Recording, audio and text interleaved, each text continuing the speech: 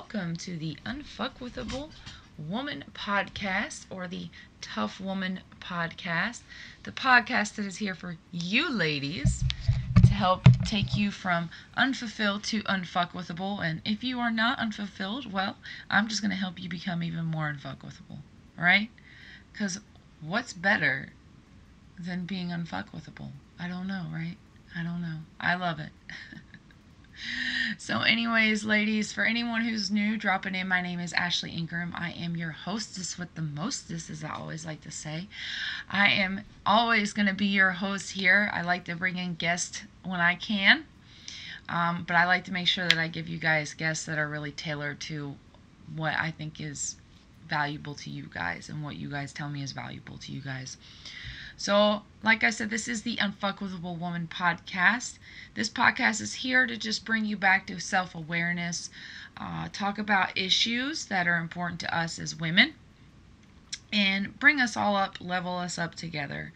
I'm a firm believer that there is enough room for us to all sit at the table and we can all eat very well. So, let's get to lifting each other up, bringing each other to the table, and becoming some unfuckwithable women, right? Because that's what we want to be.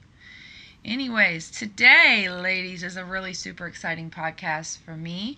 I have been wanting to do this podcast for a hot minute. Hot minute.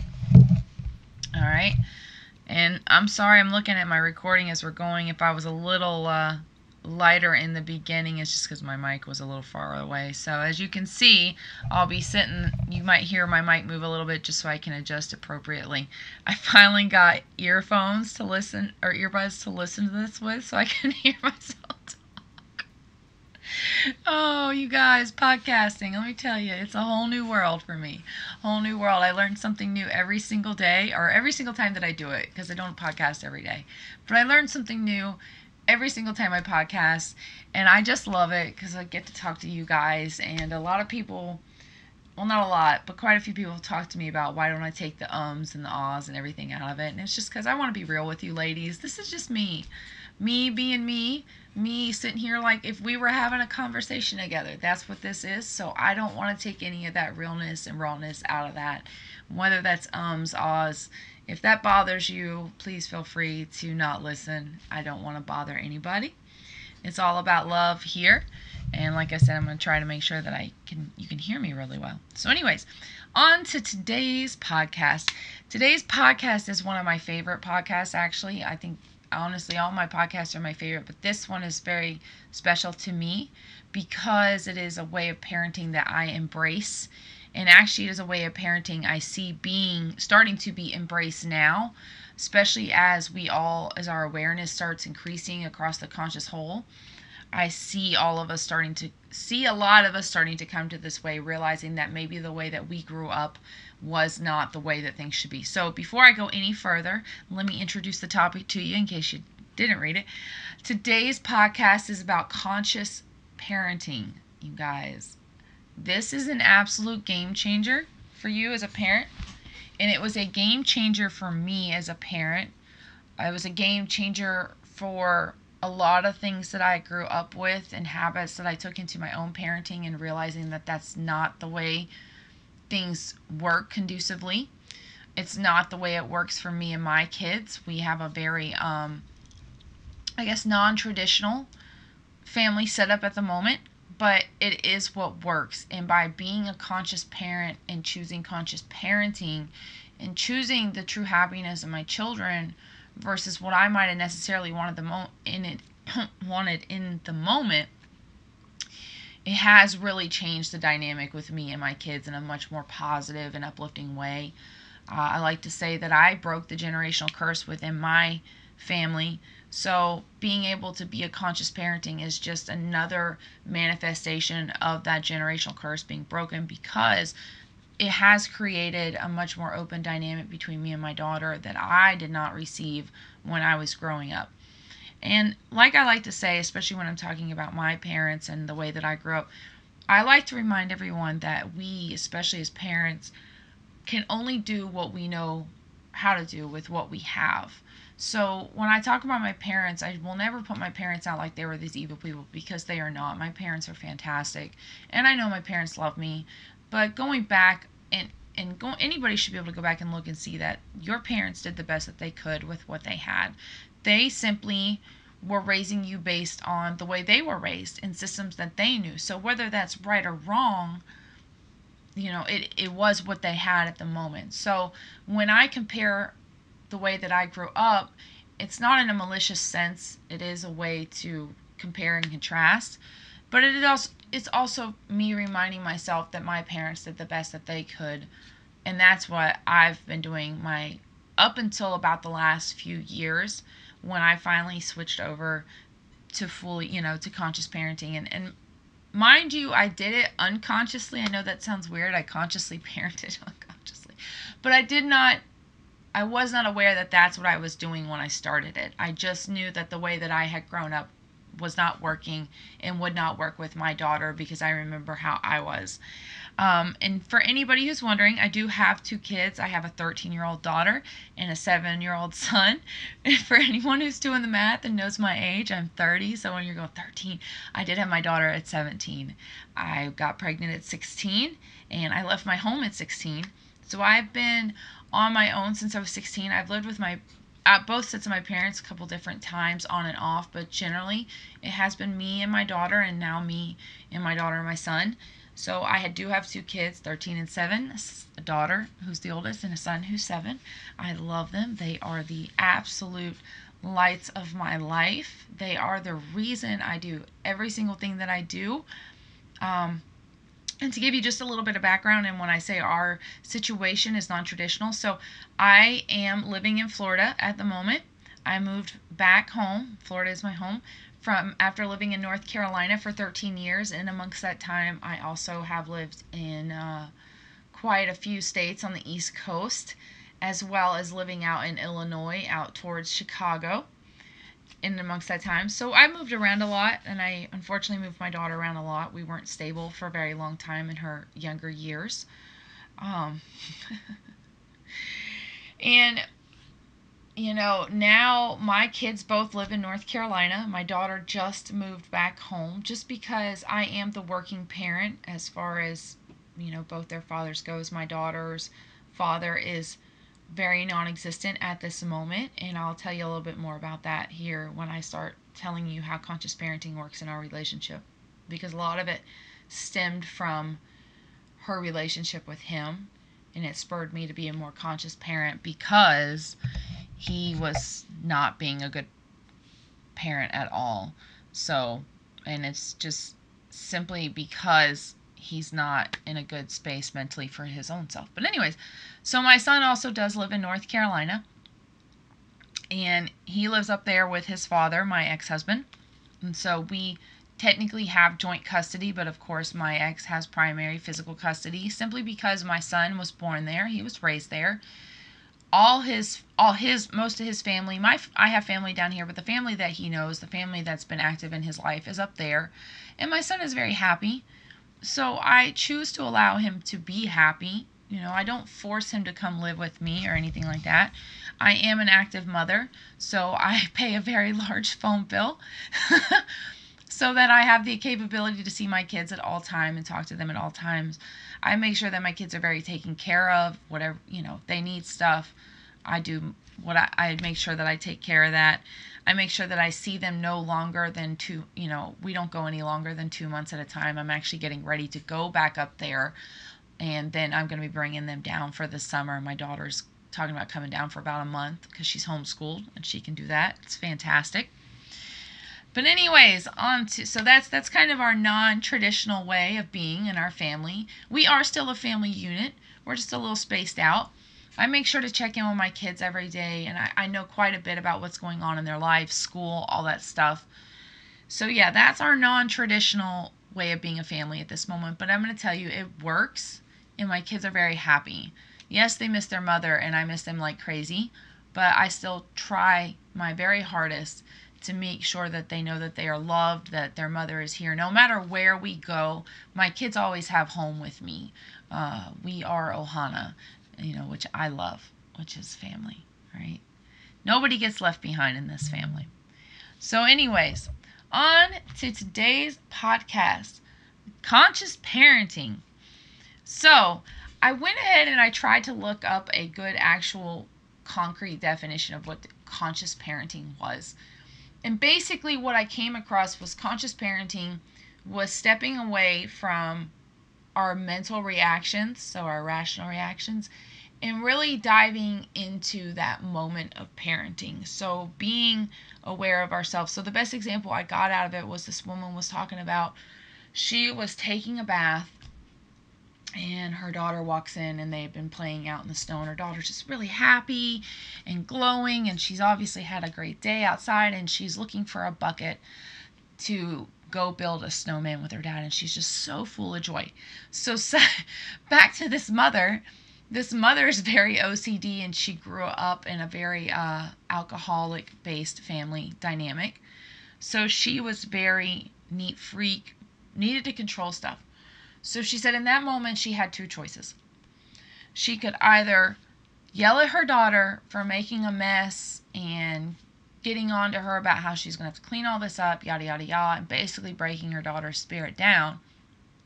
Or she could acknowledge it for what it was in the moment, and it was her daughter just super happy, so hysterically happy that she needed to come up right at that moment and get a bucket so she could continue doing it, right? So the mother ended up going with the second decision, and even though it kind of drew her OCD out of it, because she's like, I'm sitting there thinking of all the mud and stuff in my house. She goes, I also realized that this was important to my daughter because she was so happy, and all I wanted to see was the happiness on her face. So that being said, I'll tell you what I believe conscious parenting is and how I see it as a truth in my life.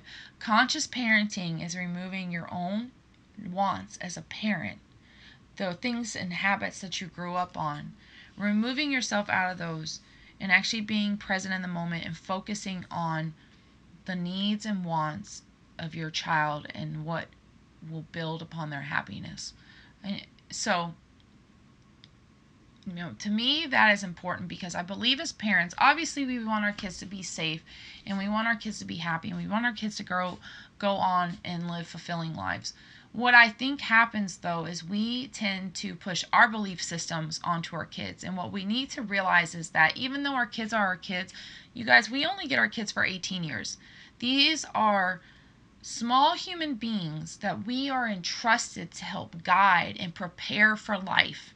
We're not here to shelter them. We're not here to keep them safe and keep them from making mistakes, because that's not part of life. If you go back and look at your life, the times that you grew the most, even with me, the times that I grew the most were when I made mistakes and when I fucked up, because that's how I grew. That's what I learned from. Okay, don't do this again, or okay, this doesn't serve me anymore.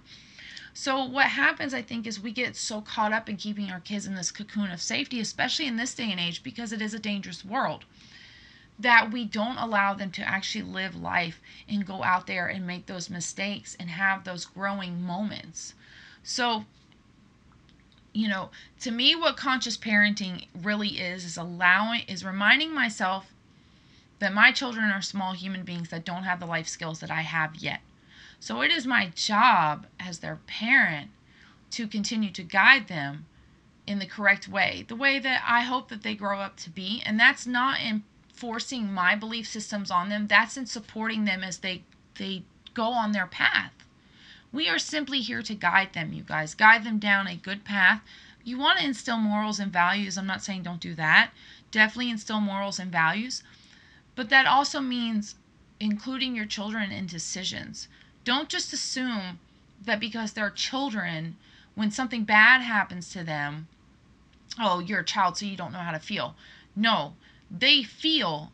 The problem is they don't know how to make sense of all of that. But you do, or you should anyways. And I'll get into a little bit more of that in a second. It also means making sure that they understand how to make critical life decisions, that they know how to react accordingly in different situations. It means making sure that you're supporting them in the best way possible and allowing them to know that they have a safe space to be with you. So that's what conscious parenting is to me. So I'm going to give you a little past experience so we can compare and contrast as to how I parent now versus how I was parented. So when I was growing up, I had two really insanely different dynamics in my life. My mom and my dad separated and divorced when I was very young, and my dad remarried. And is still married to the same woman, my stepmom. You know, very, very different dynamic. My parents have been married a very long time. They definitely have gone through their ups and downs. My dad worked a majority of my life, so he was gone. So I didn't get to see him a whole lot. So I grew up with that dynamic and wanting to have that father-daughter relationship and never really receiving it. And looking back now, especially as a parent that does work a lot, I see why he had to do what he had to do. You have to take care of your family first and foremost. So my dad did what he did, and he did what he was good at. My dad is a phenomenal, phenomenal recruiter. He started off in the Navy, and now he is like a VP. He recruits for all these colleges. He does public speaking. He is just absolutely phenomenal, fantastic businessman. And but going back, I always remember him just not being there a lot because he worked. He was generally traveling 3 weeks out of the month, so he was gone a lot. And then my parents being divorced, he always lived in different states than my mom, so it was this constant back and forth. So there was a lot of times I didn't see him unless it was holiday or summer. And as a working parent, you understand that, especially if you have a child that's in another household and you only get visitation, life does not stop simply because you get to see your child on that visitation. Yes, you want to optimally have the lifestyle where you can take that time, but not all of us do. A lot of us are working towards it, but we don't always have it. So it is upsetting a little bit sometimes when you want to be able to see your kids the way you want to see them, but you still have to handle your life business. So anyways, on the other side of the spectrum was my mom. And my mom, I love her to death, is a fantastic woman. She grew up with a lot of her own issues from, how she was parented. And when I was growing up, she was never really in much of a stable relationship. Simply just, she just wasn't. And so I got to see this dynamic of men in and out of my life. And I think I took that on as a normalcy as I got older, right? Like that was normal to me. And it's really not. And nothing on my mom. Like I said, I think that's just what she knew at the time. And that was her coping mechanism. So, and I'm happy to say now that my mom is in a really great relationship. She found a fantastic guy. And they just actually got done building a lake house, a log cabin on a lake up in North Carolina, and I'm excited to go see it really soon. So my mom definitely has come a long way. But yes, those were my dynamics growing up. A lot of what I grew up also with was not being able to defend myself. So there were situations where people would go off on me, and I was not allowed to defend myself, because it was considered talking back and how dare you be disrespectful to your elders and all that stuff. So a lot of my life, my youth, I was very quiet because I was taught that any kind of actual defense of myself or just speaking up for myself was talking back, and I just needed to be quiet, right? I was also moved around a lot in life with no actual ability to input whether or not I wanted to do that. I was given the option one time in my life to decide where I wanted to live, and needless to say, I was very much swayed from the decision that I was going to make out of guilt. And it definitely probably affected me in a really negative way, but at 10 you don't realize that. You just want to make people happy. And I'll tell you that in and of itself carried with me through a lot of my life, because I found myself always wanting to make people happy at the expense of my own happiness, right?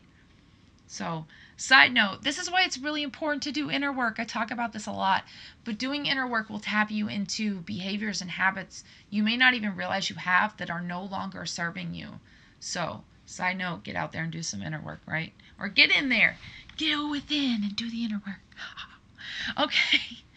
So now that we're past a little background on myself, I'm going to give you regards to how I utilize conscious parenting in my life. And conscious parenting right now is really more in regards to my daughter. My daughter is the biggest one that I practice conscious parenting on, and it's simply because of the age that we're at. My son is 7, and because I've been able to practice conscious parenting with my daughter for so long now, it's kind of natural with me and him. I just allow my son to be and have his life, and I don't disrupt it. So conscious parenting is really more with my daughter. I do practice conscious parenting with my son, but now with me and him, it's just a natural way of being. With me and my daughter, it took us a little bit longer to get there, but we did. And I'll tell you how it started. When my daughter was 6, is when the stuff began with her father. He put me through a horrendous custody battle, very traumatizing. It took me many years to get past the PTSD that came with it. It was so bad that actually the town that the custody case was held in, when I would go into the town, even like 2 years after the custody case ended, I would have anxiety when I would go in there. Like my muscles would tighten up and my breathing would get very shallow, and it was just not a good space. So anyways, he put me through this horrendous custody battle, and he had my 6-year-old daughter testify against me in court.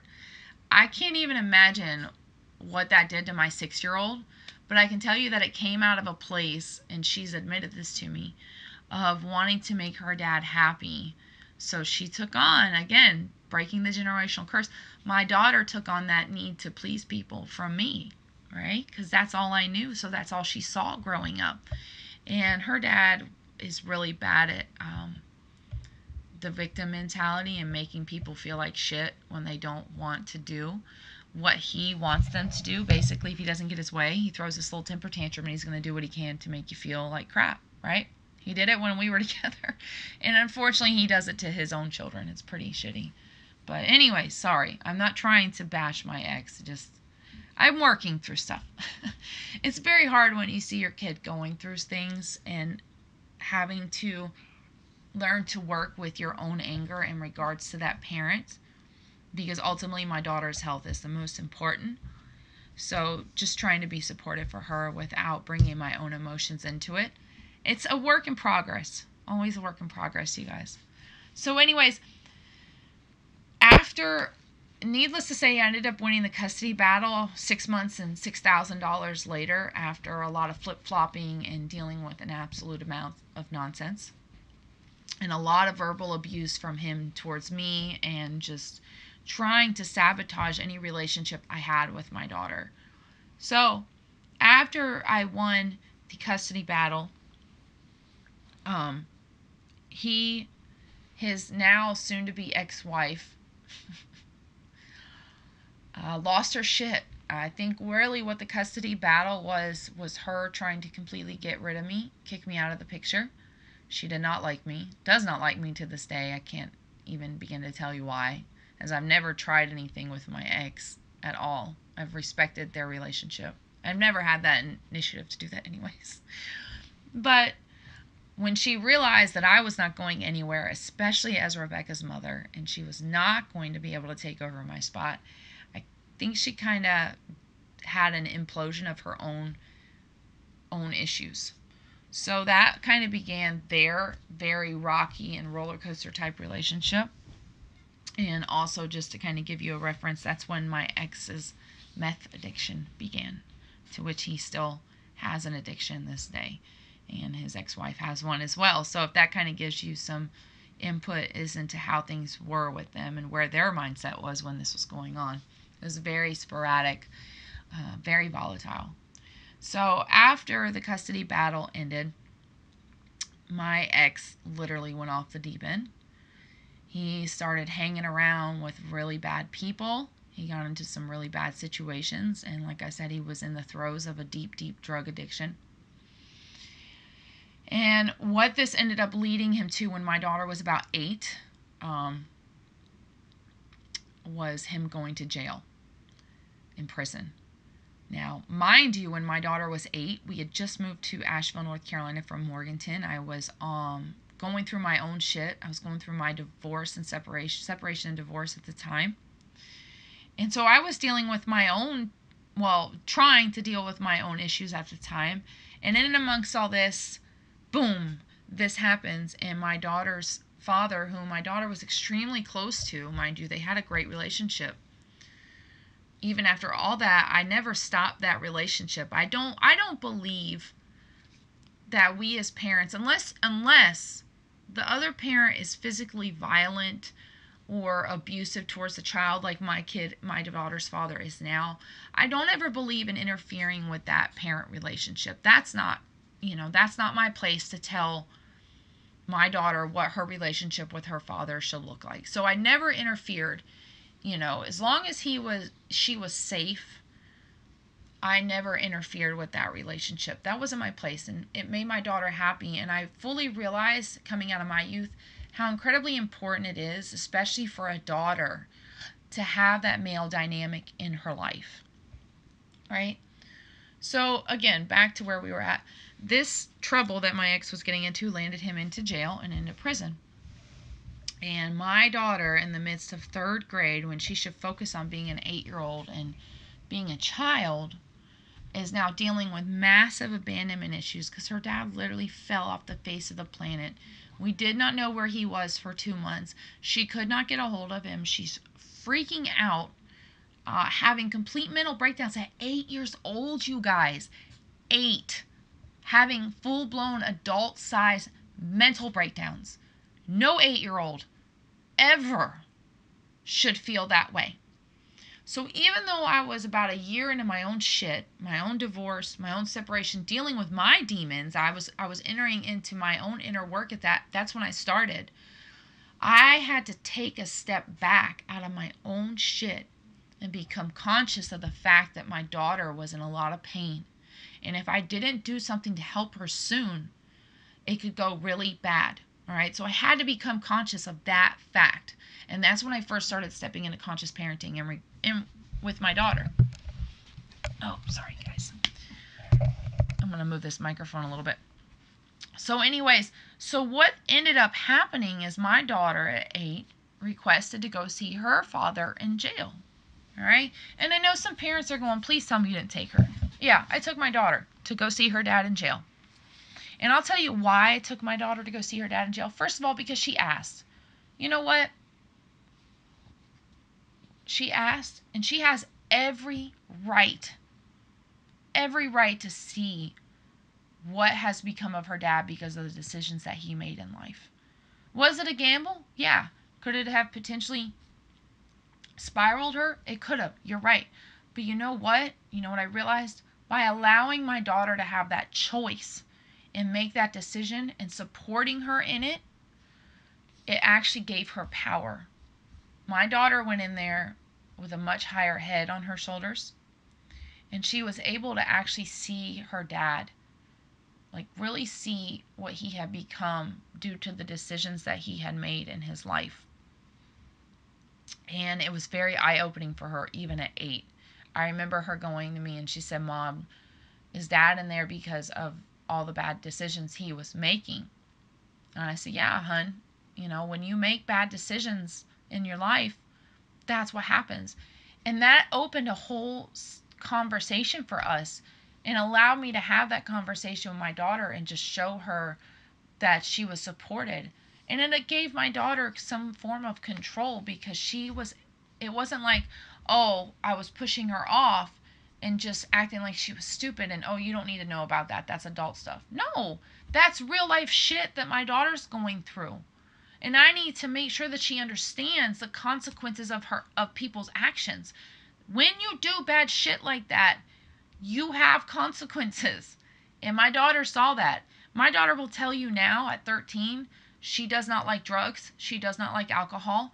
She is extremely, extremely focused on where she's going in life. And she knows exactly what she wants to get out of life. And I firmly believe that her getting to see her dad at that point was definitely a turning point for her in regards to those decisions. So anyways, what else that led me to do was to get my daughter into counseling. Obviously, I was not in the space to help my daughter, and I was willing to consciously admit that I didn't know what to do. I was dealing with my own shit. How am I going to guide my daughter when I don't even know how to guide myself yet, right? So we sought counseling, and thank God, thank the universe, thank everything. In North Carolina, they have this phenomenal program where they do in-school counseling for kids who are at risk or who are dealing with a lot of shit. So what it meant was my daughter got to see a counselor for free once a week for an hour at a time. So she got a weekly counseling session. And it really, really, really helped her deal with the emotions she was feeling with her daughter, with her dad, and even with me. She had issues with me. I had moved her around a lot, and she didn't like that. My daughter craves stability. My daughter craves a home. Whereas I'm kind of like a gypsy soul, so I'm always wanting to move. My wanderlust is always up there. So anyways, my daughter went through counseling for 4 years.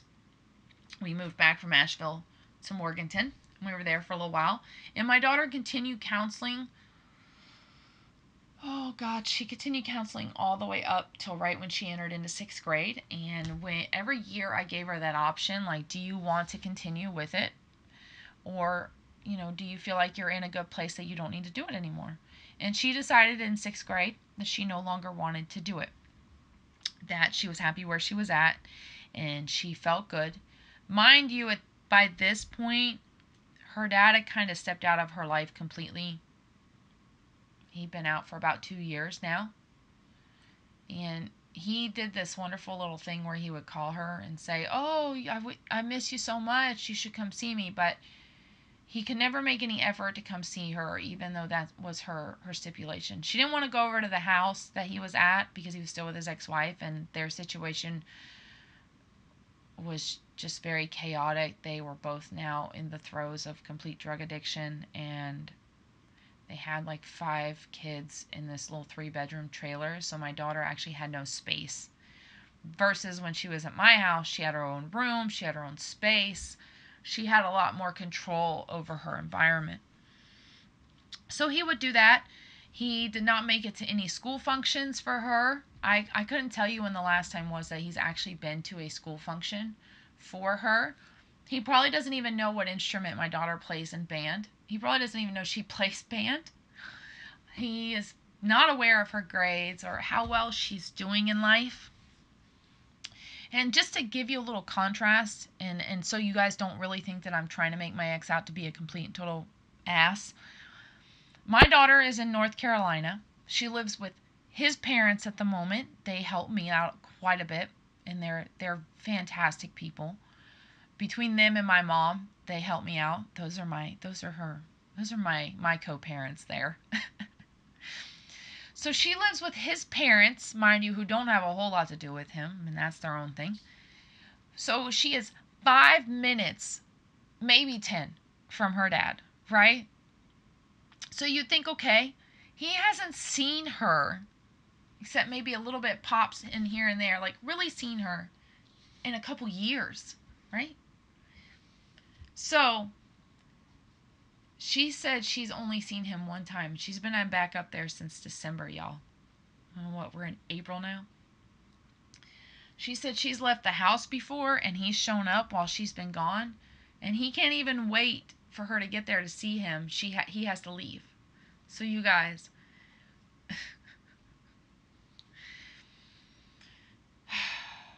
anyways, so the second time I had to dip into conscious parenting, I got to get off this subject of her dad. Because, like I said, it's still a work in progress. I still deal with this, And I'll tell you real quick, her dad used to be a fantastic dad. He did. He was such a great dad. He loved his daughter, and I think he loves his kids. He doesn't know how to love himself at this moment.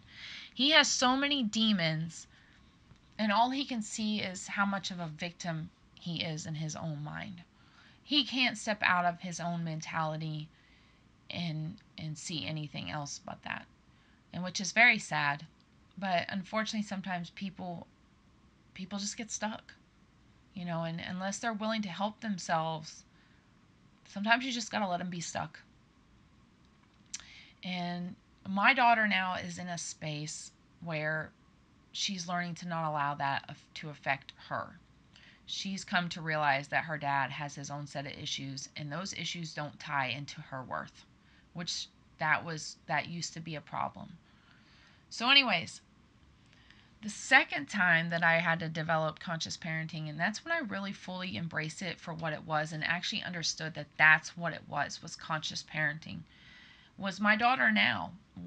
And the catalyst actually to her moving back up to North Carolina. So we moved down here to Florida right at the start of 7th grade, which was this year. We actually moved down in June.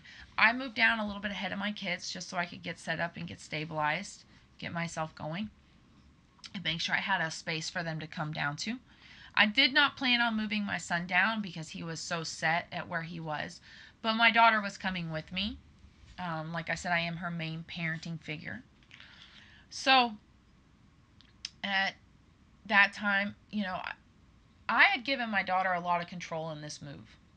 When I started talking to her about wanting to move, I was very clear that even though this is what I wanted, it was more important to me that she be happy in the decision. And if she wanted to be where she wanted to be, which was at the school she was at, which was in Morganton, then I would gladly stay there, because at the end of the day, my kid's happiness is the most important thing to me.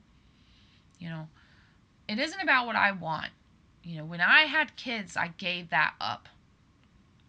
What we want has to come second to our kids, right? So she did have a say in the move, and she did want to come. So we moved down here, and she started a new school. And she struggled with that in the very beginning. We had to deal with a little bit of that. So we worked through that, and she started doing well. But what I didn't realize is she was now holding a lot of stuff in. And that's because I got so wrapped up in my own stuff, I stopped being conscious about her needs. And I should have recognized the signs, because she would stay in her room a lot. And you guys, I was working a lot. So I wasn't around her like I needed to be. And I take a responsibility for that. So anyways,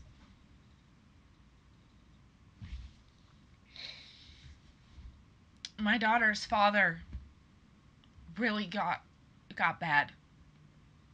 And between the move and him and all this shit, my daughter just broke down.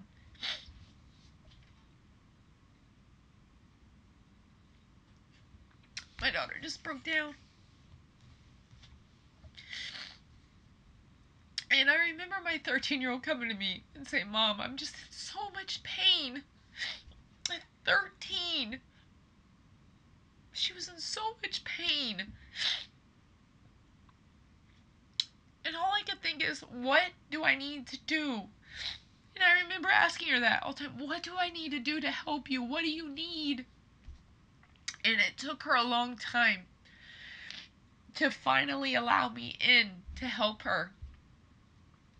And I remember the night it happened, and she broke down on me. And she let it out. And she said, "Mom, I want to go home. Florida's not home.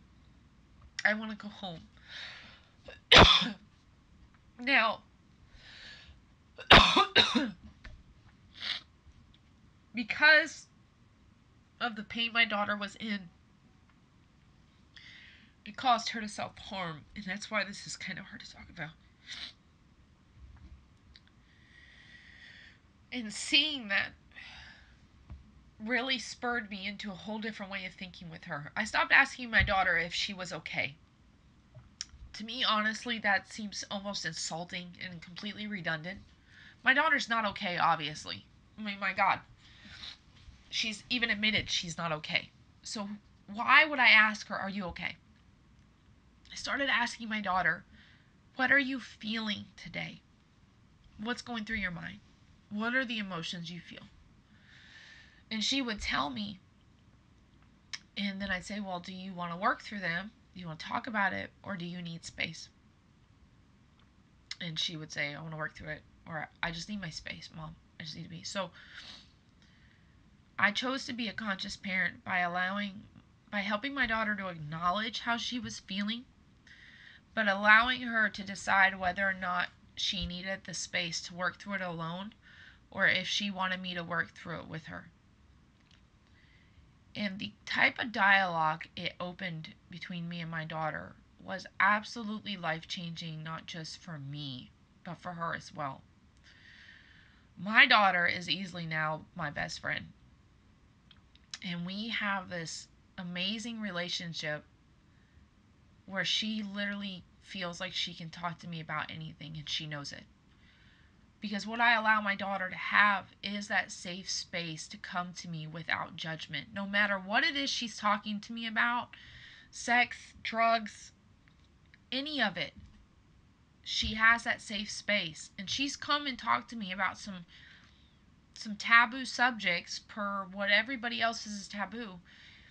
And her initial reaction was, I was kind of scared to tell you because I didn't know how you were going to react. And here's my thing on that.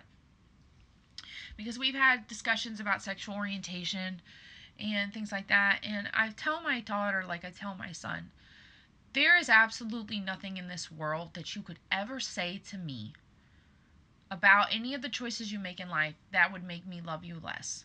Do I want to keep you safe as your mother? Yes. But I also fully realize that you're growing up and you are going to go through life and you're going to come up against scenarios that I've never been in that are unique to you. It is my job to guide you without judgment, to give you advice, but to allow you to make your own decisions based on what's true to you. So my daughter, I told her, I said, it doesn't matter what you say to me. You're my daughter. There's never even a second thought in my brain that I'm going to love you any less for how you choose to live your life. I mean, unless you decide to be a drug dealer, and I'm not going to love you any less, but we're going to have a talk about your life decisions. Right? Because God forbid she becomes a drug dealer. I don't think that's going to happen. I don't have that concern. But anyways, being a conscious parent made me realize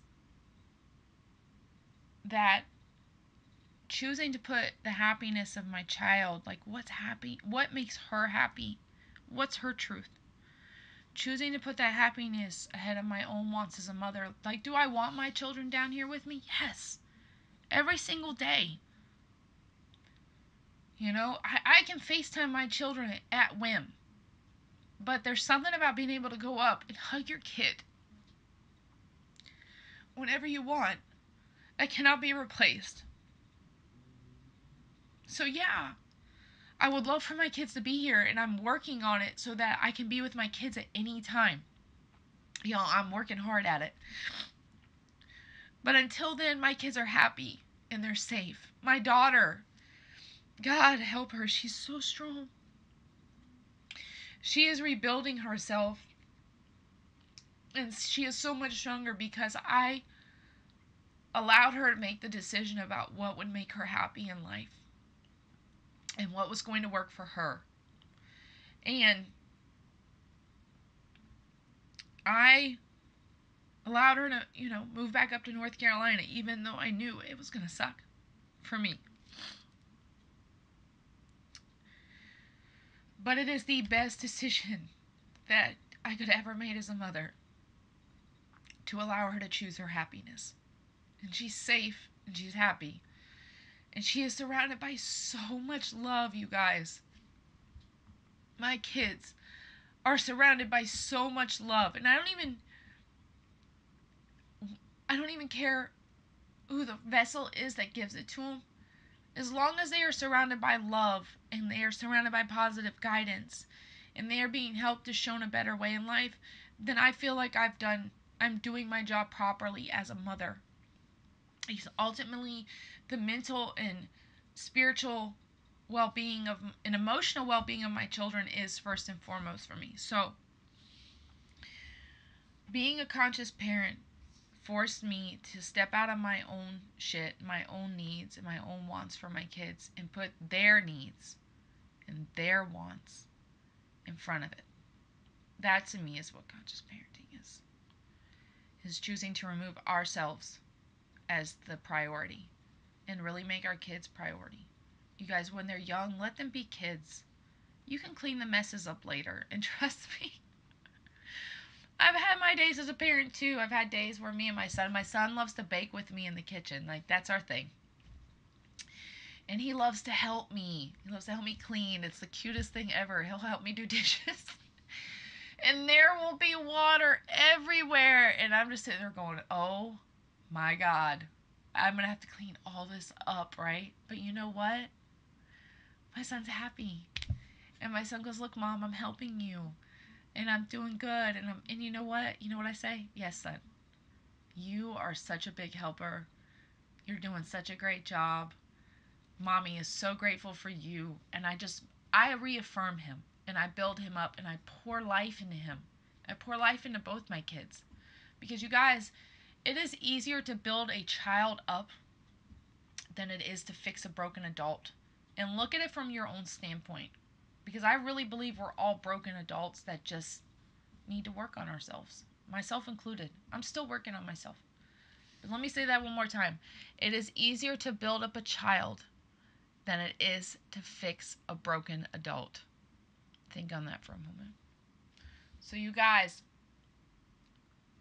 conscious parenting and what it is the ability to put your child's needs and wants over your own. To allow them to work through life and navigate and act as their guiding star. Conscious parenting is not imposing your own belief systems on them and values, but helping them to find what their belief systems and values are in accordance to what's true to them. And if you think because they're children that they don't understand this stuff, then you need to recheck that. I'm not going to say you're wrong. I don't ever want to tell anybody they're wrong. But you need to recheck that, because you would be surprised when you sit down with your kids and really talk to them. You would be shocked at the things that they think and they believe. And those are okay. It is simply your guide to help guide, simply your job to help guide them along this road, along this path.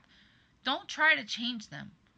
Let your child be your child. Let them be the unique being they were created to be, because they were sitting here for a reason. There's a reason that they believe the things they believe and they do the things they do, because that's going to help them when they're becoming the person that they're meant to be.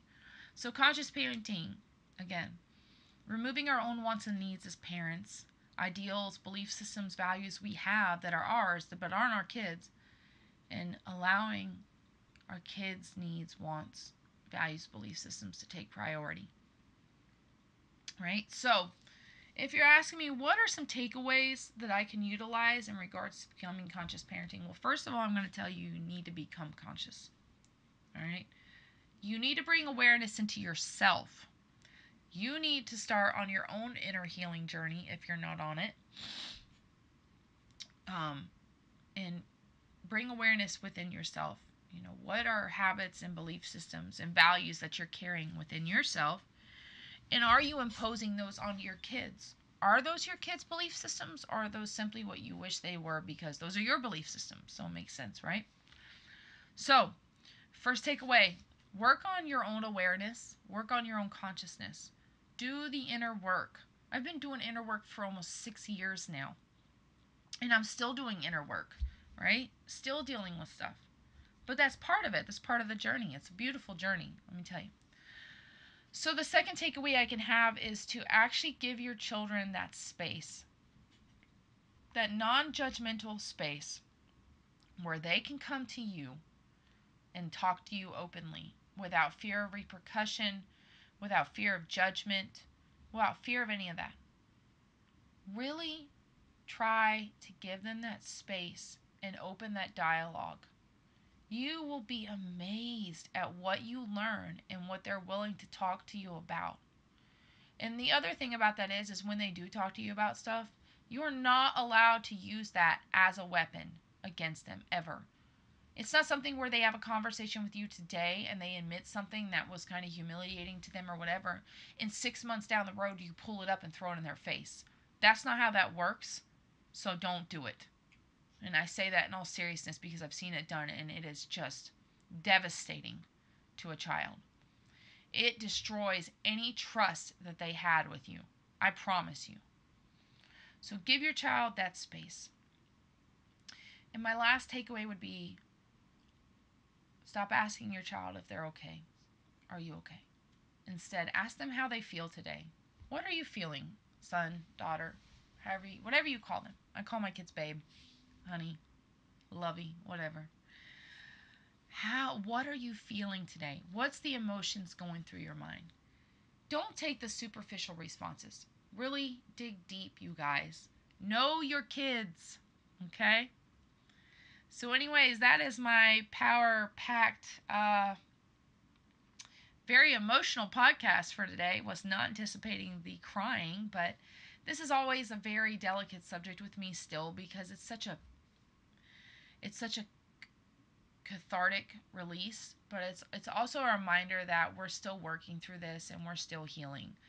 My daughter is very much on the upside of her healing journey in regards to her dad, and I pray every day for that to continue on. But there's always the chance to backtrack.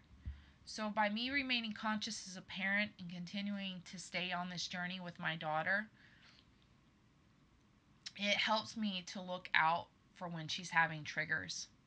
And she knows that if she starts having anxiety triggers, she needs to call me, because I talk her off the cliff. And she knows that if she tries to handle it right now when she's in the midst of a anxiety tsunami, she's going to get swept under the waves. And there's no reason for her to be swept under the waves. She's not alone, and she knows that. So anyways, you guys, today's conscious parenting takeaways are bring in your own awareness. Bring in your own consciousness, right? Okay? Number 2, allow your kids to have space. Non-judgmental space. And you know what? If your kid's upset, don't tell them they can't be upset. If they need to go in their room and chill out, let them go in their room and calm down. You, as an adult, is there not times where you're like, I just can't be around anyone because I'm going to say something I don't want to say? Your kids are the same way.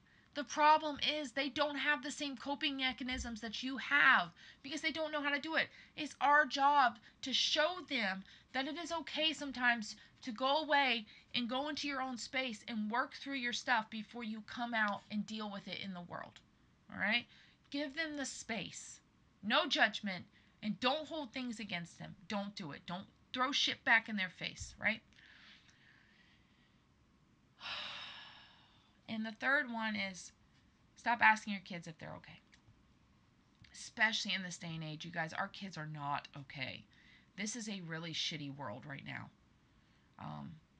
And that's why I find it so important to bring these perspectives into play, because we have to raise our awareness.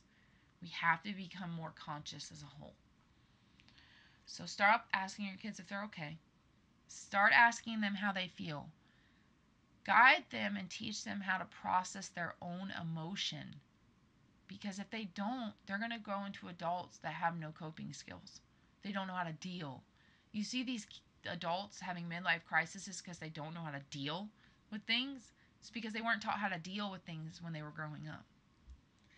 So you guys, those are my takeaways for today. They are extremely implementable. I am so happy I finally got to do this podcast. I've been waiting a hot minute to do it, and I feel like it definitely came timely. Thank you guys so much for joining on this journey with me. As always, I do this for you guys. This is a cathartic release for me, this podcast. But I love coming and talking to you guys so much. So anyways, to the end of my show, here we go.